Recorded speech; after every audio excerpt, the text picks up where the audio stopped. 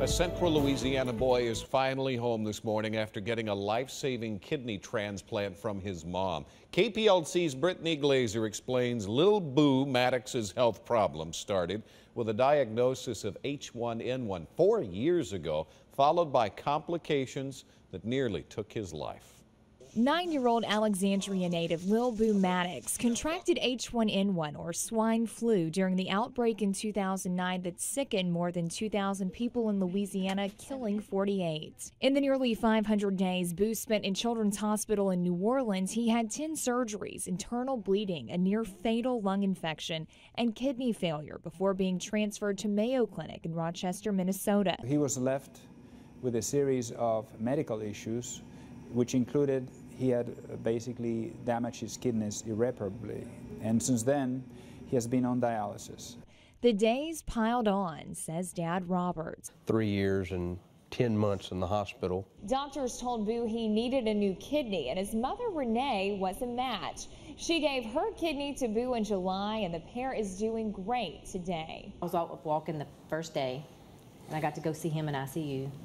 And then now it's just taking care of myself and not lifting for a couple more weeks. Boo no longer has to be on dialysis and can finally eat what he wants, which is a Louisiana treat he didn't have much in Minnesota. Red beans and rice? Yeah. After nearly 4 years in the hospital, Boo still has some obstacles to overcome. I think the challenges are just rehabbing his muscles and getting back to normal life. It's a life Boo can't wait to get back to at home, thanks to the prayers of his community and skills of the doctors in Minnesota and New Orleans. Thank you. God bless you. At your service with HealthCast, Brittany Glazer, KPLC 7 News. Boo is heading to Children's Hospital in New Orleans tomorrow for a checkup on his kidneys. He's hoping to go back to school next year, but he's being homeschooled as he recovers. Well, don't sleep on McNeese quarterback Cody Stroud. Yes, sir, Charlie. He's not the flashiest guy in the world, but he's proving he should be mentioned with the best. Plus, McNeese volleyball opening up its conference schedule against Corpus Christi. The highlights next in sports.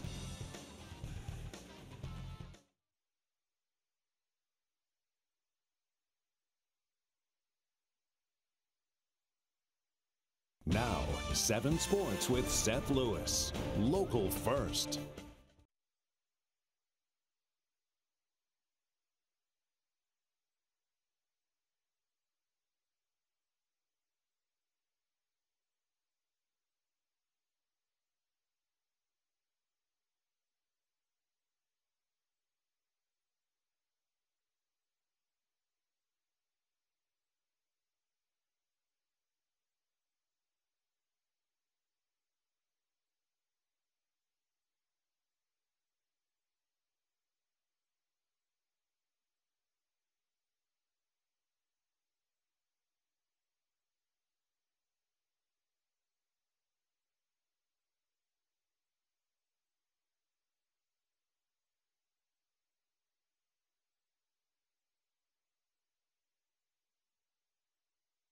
A little bit, not really though, because they throw it 60 times.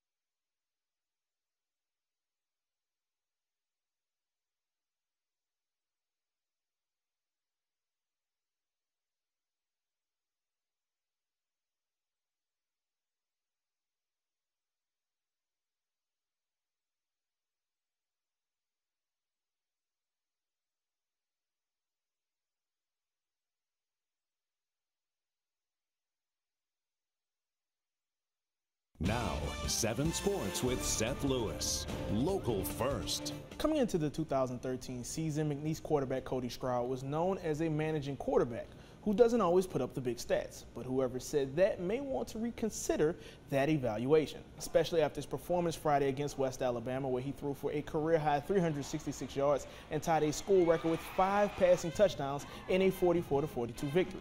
That led to Stroud being named Southland Offensive Player of the Week. The Montgomery, Louisiana native through 3 games has led the Cowboys to the #2 scoring offense nationally while leading all Southland QBs in pass efficiency. Now, before the year, all the QB talk in the conference is about Central Arkansas's Winrick Smothers, Sam Houston State's Brian Bell, and Southeastern's Brian Bennett, an Oregon transfer. But Stroud insists that that's only a small motivation for him. A little bit, not really though, because they throw it 60 times a game, and we don't do that. So we're a more balanced attack. So I'm not going to get those numbers that them guys get. I don't really think that they're better than me. I think I'm, better or just as good as those guys. So it's just that offensively we're different teams, and they throw the ball a lot more than we do. So they're going to have better numbers than me, and that's fine. But as long as we can beat them when we play them, I could care less. McNeese volleyball opening Southland play tonight, taking on Texas A&M Corpus Christi. First set, Vanessa Bentley is going to set up Melina Sanchez for the big kill, and she's fired up about that one. And if 1 is good, 2 is better. Sanchez again being set up for the spike and scoring the very next point, but the Cowgirls would lose the first set, and in the second set, Sanchez now serving to the Islanders, but Ivy Barish with the kill right down the line, and the Cowgirls fall in their first conference match, so up 3-0. And we announced at 6 our 7 Sports Touchdown Live game of the week. It's no surprise here. It's Barb hosting West Monroe in the rematch of the Miracle on McNeese Street, where the Buccaneers came back from 20 points down in the semifinals to defeat the Rebels and head to the 5A state championship. And earlier in Nightcast, you heard about Olympic swimmer Cullen Jones visiting Lake Charles to teach the importance of swimming. But joining him was three-time Olympian Rowdy Gaines, who currently serves as an NBC broadcaster. We caught up with Gaines to get his opinion on why the sport has gained more fans recently. Thank goodness for Michael Phelps, because he did a great job of putting our sport on the map the last 12 years. And because of that, I think the awareness of our sport is out there, certainly, and the popularity has grown, especially during the Olympic movement. We want to start it all at the grassroots, and their method to the madness. We give a lot to our national team, and we give a lot to the youth movement, and because that youth movement is very important for our future. And I know personally how important it is to get out there to swim. I took swimming lessons as a kid, so it's a very good thing that they came here and taught. Did you compete? I didn't compete, but I could have beat anybody in the water, I promise. Beat somebody at the bottom of the pool, that's about it. Thank you, Seth. Wade has your Wake Up Forecast up next. Stay with us.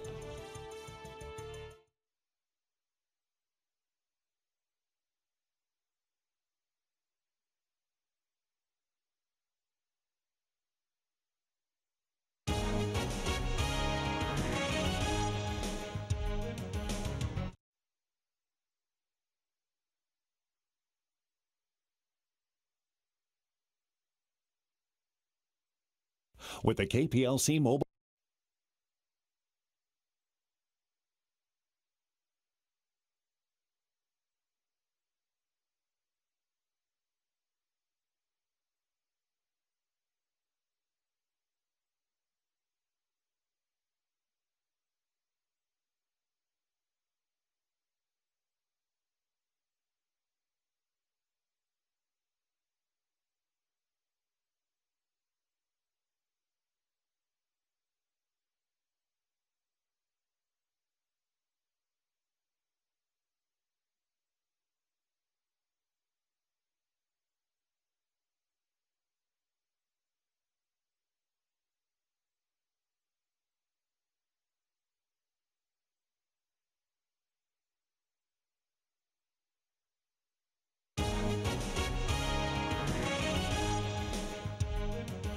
Could be a warm and muggy start, that is, especially along and south of Interstate 10 in the morning, mid-70s. Just a few isolated showers tomorrow, but the best news, rain chances really increase by the end of the week. I guess the unfortunate part is I hear there are a few football games on Friday, so we'll wear the oil. Yeah, we'll wear the oilcloth out there Friday night. Thanks for joining us for Nightcast. John, Brittany, and Ben are back from 4:30 to 7, dark and early in the morning for 7 News Sunrise. For Seth Lewis, Wade Hampton, and everybody behind the camera, I'm Charlie Haldeman. We thank you for joining us. Have a good night.